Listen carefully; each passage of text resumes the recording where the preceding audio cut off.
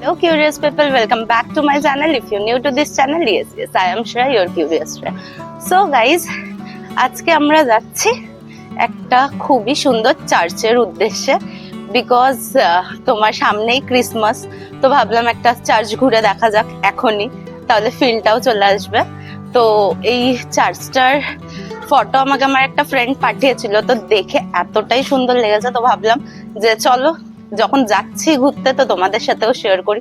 তো চলো এখন বাসে করে যাই, গিয়ে এক্সাক্ট লোকেশন তোমাদের সাথে শেয়ার করছি। তো চলো যাওয়া যাক।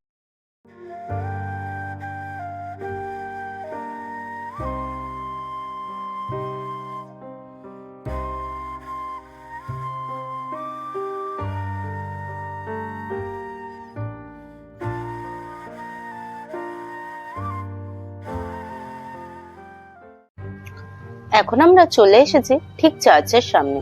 তো আগে চার্চের নামটা তোমাদের বলে দিই। চার্চের নাম হলো সেন্ট জনস চার্চ। চলো এইবার আমরা ভেতরে যাই আর জেনে নিই এই চার্চের ব্যাপারে কিছু গল্প। সো এই চার্চটি তৈরির কাজ শুরু হয় 1784 সালের 6ই এপ্রিল। হেনরি ক্রেটন লিখেছেন যে প্রাচীন গৌড়ের ধ্বংসাবশেষ থেকে চার্চ তৈরির জন্য নিয়ে আসা হয় মার্বেল পাথর।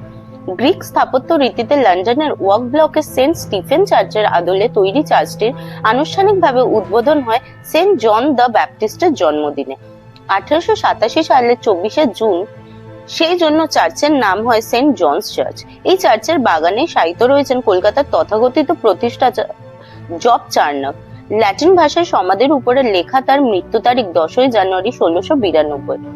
অষ্টাভুজাকৃতি মুড়ি স্টাইলের এই সমাধিটি বানিয়েছিলেন তার প্রথম মেয়ে মেরির হাজবেন্ড চার্লস আয়ার। এই সৌধ বানানোর জন্য চেন্নাইয়ের কাছে পল্লবরম থেকে আনানো হয়েছিল পাথর। এই সৌধেই শায়িত আছে জব চার্নকের দুই মেয়ে মেরি ও ক্যাথরিন। এছাড়া প্রাঙ্গণে রয়েছে বাংলা তথা বম্বের গভর্নর লর্ড ব্রাবোনের সমাধি। কলকাতার বিখ্যাত মিষ্টি প্রস্তুতকারক ভীমচন্দ্র নাগ যার নামে বানিয়েছিলেন লেডি কিনি মিষ্টি, সেই লেডি ক্যানিং এর সুসজ্জিত স্মৃতিসৌধ আছে চার্চের উত্তরের বারান্দায়। লর্ড ক্যানিং এর স্ত্রী শার্লট ক্যানিং 1861 সালে ম্যালেরিয়ায় মৃত্যুর পর দেহ শায়িত হয়েছিল ব্যারাকপুরের লাট বাগানে। সেন্ট জনস চার্চে মানে এখানে রয়েছে সেই সৌধের হুবহু প্রতিরূপ। তখনকার বড় বড় ব্যক্তিদের স্মৃতিসৌধ ছাড়াও এখানে রয়েছে বেগম ফ্রান্সিস জনসনের সমাধি, কলকাতার গ্র্যান্ড ওল্ড লেডি হিসেবে পরিচিত বেগম ফ্রান্সিস জনসন।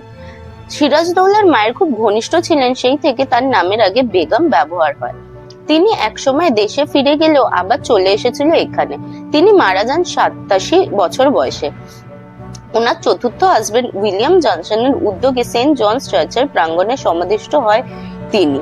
এছাড়া চার্চের দক্ষিণ দেয়ালে রয়েছে জেমস আচুলিস প্র্যাকটিকের স্মৃতিসৌধ। ঠিক বাগানের মাঝে দাঁড়িয়ে আছে ডোরিক থামের বারান্দা, স্টেন গ্লাসের জানালা আর পিরামিডের মতো বেল টাওয়ার নিয়ে সেন্ট জনস চার্চ। রাজভবনের উত্তর পূর্ব কোণের এই জমিতে অতীতে ছিল কবরখানা, পরবর্তীকালে তা ব্যবহৃত হতো গোলা বারুদ রাখার কাজে। তারপর এর মালিকানা যায় শোভাবাজারের রাজা নবকৃষ্ণ দেবের হাতে। চার্চ তৈরির জন্য জমি তিনি দান করেন। 1787 সালে যখন চার্চ তৈরির কাজ শেষ হয় তখন এই চার্চের নাম ছিল অ্যাংলিকান ক্যাথেড্রাল অফ ক্যালকাটা। 1847 সালে সেন্ট পলস ক্যাথেড্রাল তৈরি হওয়া পর্যন্ত এই চার্চের নাম ক্যাথেড্রালই ছিল। চার্চের উত্তর ও পূর্ব দিকে রয়েছে 8টি করে কম্পাসের মাথাওয়ালা জানলা, ছাদ সমতল, অভ্যন্তরের ভারবহনকারী ডোরিক কলাম। প্রবেশের ঢালুপথ তৈরি হয়েছিল এখনকার মূল যান পালকির কথা ভেবে।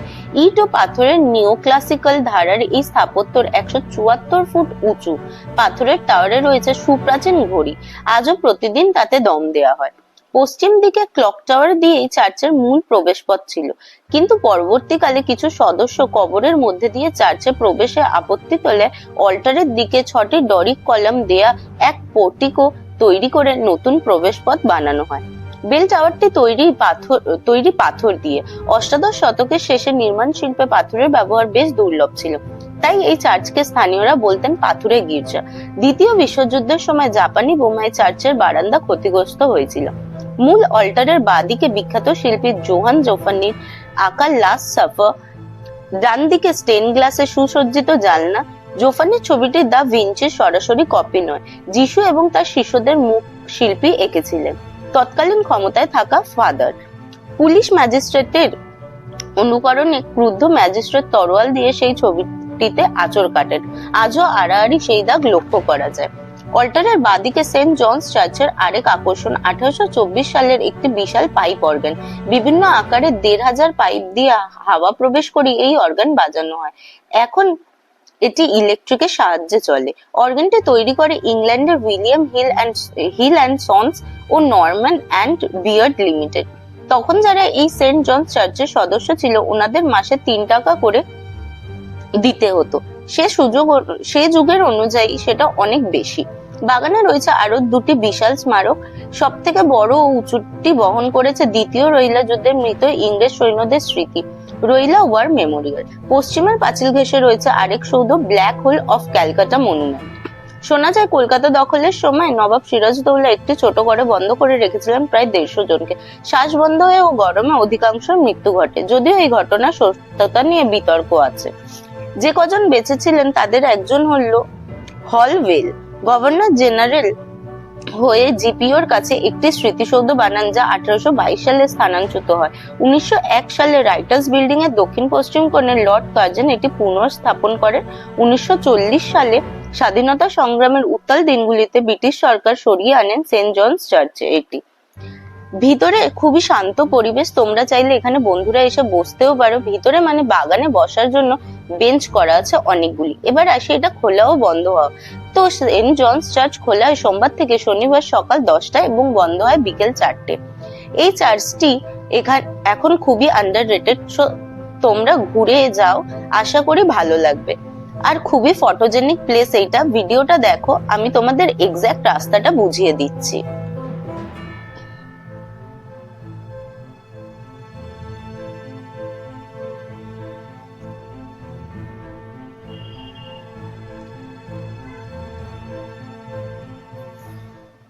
এবার আমরা চার্চ থেকে বেরিয়ে এসেছি। এবার তোমাদেরকে আমি বলি, তোমরা ফার্স্ট হচ্ছে ডাল হাউসে নেবেও লোকেশন দেখে আসতে পারো। আর সেকেন্ড হচ্ছে সামনে ব্যাংকশাল কোর্টের স্টপে তোমরা নেবে, তার পাশ থেকে যে আরবিআই এর মিউজিয়ামের রাস্তাটা চলে আছে সেইটা ধরে সোজাসুজি চলে গেলে তোমরা এই চার্চটা সেন্ট জনস চার্চ পেয়ে যাবে। তো আর আমি ডেসক্রিপশনেও দিয়ে দেবো এক্সাক্ট ম্যাপ লোকেশন, তো তোমরা ওটাও দেখে মানে একদম পারফেক্ট ডিরেকশন পেয়ে যাবে। তো চলো, বাদ বাকি তোমাদের ভিডিও শেষে বলছে। এখন আমার প্রচন্ড খিদে পেয়ে গেছে, আমি যাই তাড়াতাড়ি করে একটু খেয়ে আসি, দেন তোমাদের সাথে কথা বলছি। সো কিউরিয়াস, আপাতত বাড়ি চলে এসেছি। অ্যাকচুয়ালি কি হয়েছে, চার্চ থেকে বেরিয়ে আমার এতটা খিদে পেয়ে গেছিল যে আমি সোজা আগে খেতে চলে গেছিলাম। তো তারপর আমার সাথে যে বন্ধুরা ছিল তার মধ্যে একজনের সার্ভিস সেন্টার যাওয়া ছিল ফোনের একটু কিছু সফটওয়্যারের জন্য। যাই হোক, তো সেখানেও গেছি, সেই জন্য আর ভিডিও করতে পারিনি। ওখানটায় ভিডিও করা অ্যালাউও ছিল না। তাই ভাবলাম যে একবারে বাড়ি যাই, বাড়ি গিয়ে তোমাদের সাথে কথা বলি। তো এই হচ্ছে চার্চের টিকিট। তো টিকিটটা আমি অ্যাটাচ করে দেবো, তোমরা দেখে নিও। তো পার হেড 10 টাকা করে লাগে ঢোকার জন্য, মানে টিকিট প্রাইস হচ্ছে 10 টাকা। তো তোমরা যেতেই পারো বন্ধুরা একসাথে। ওখানটায় তোমার বসার জায়গা আছে, বসে আড্ডা ফাড্ডা মারতে পারো। আর ভেতরটা প্রচন্ডই শান্ত পরিবেশ আর খুবই ভালো। আর সব থেকে বড় কথা হচ্ছে ওখানে ভিডিও করা অ্যালাউ নেই, কিন্তু তোমরা যদি ভিডিও করো তো কেউ দেখারও নেই, ব্যাপারটা হচ্ছে এটা। সেই জন্য আমি খুবই ভালো করে ভিডিওটা করতে পেরেছি। তো কিন্তু স্টিল ফটো তুলতেই পারো। আর ভেতরে এতটাই সুন্দর জায়গাটা যে মানে অনেক জায়গায় তোমরা ওখানে ফটো তুলতে পারবে। তো আমি বলবো যে যাও একবার ঘুরে আসো। আর ক্রিসমাসে তো অবশ্যই যেতেই পারো, চার্চ আরো সুন্দরভাবে সাজানো হয়। তো এই ছিল ভিডিওটা। তো তোমরা যদি আমার আরো ভিডিও দেখতে চাও, সব লিঙ্ক ডেসক্রিপশনে দেওয়া আছে, তো তোমরা ওখানটায় গিয়ে অন্য ভিডিওগুলো দেখতে পারো। আর হচ্ছে অ্যাড্রেসটা তোমাদেরকে আমি এমনি রাস্তাটা বুঝিয়েছি, আর প্রপার অ্যাড্রেসটা আমি ডেসক্রিপশনে দিয়ে দেবো। তোমরা ওখান থেকেও ম্যাপ লোকেশন ফলো করে যেতে পারো। আর আর আর হচ্ছে তোমরা যদি ইনস্টাগ্রামে আমার সাথে কথা বলতে চাও তাহলে ইনস্টাগ্রামের লিঙ্কও আমার ডেসক্রিপশনে দেওয়া থাকবে। ওখানটায় গিয়ে তোমরা ডিরেক্ট আমার অ্যাকাউন্টে পৌঁছে যাবে, লিঙ্কে ক্লিক করে ওখানে ফলো করে আমাকে মেসেজ করতে পারো। আমি অবশ্যই তোমাদের মেসেজের রিপ্লাই দেবো। আর ভিডিওটা ভালো লাগলে লাইক করে দিও, আর চ্যানেলটাকে প্লিজ সাবস্ক্রাইব করে দিও। সো দেখা হচ্ছে নেক্সট ভিডিওতে। টাটা।